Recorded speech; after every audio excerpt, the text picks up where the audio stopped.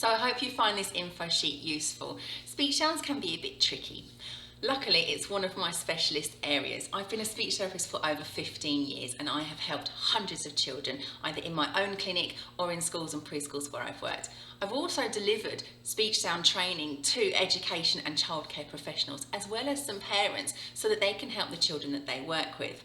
In addition, I also do some lectures at university for student speech therapists. So all of this information I have included in some of the resources that I've made, and these are all available to you straight away. Let me tell you about them. So first of all, we've got the speech sound screener.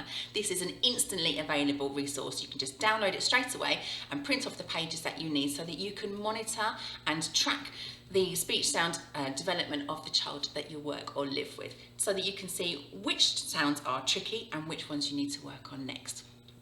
In addition, I've got my speech sound course. This is also available straight away.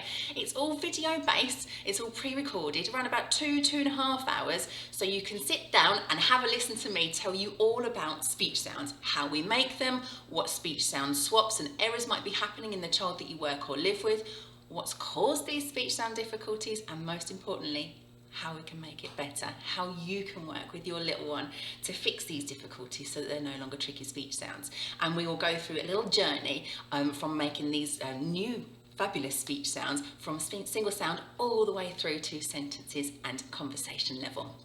Then I've also got 2 ebooks that are, again, instantly available, downloadable straight away. One of them is for any pictures that you might have, whether your child is waiting for speech therapy sessions and you've been given some pictures by the speech therapist, or whether you found some pictures online, or whether school have suggested some pictures for you to do.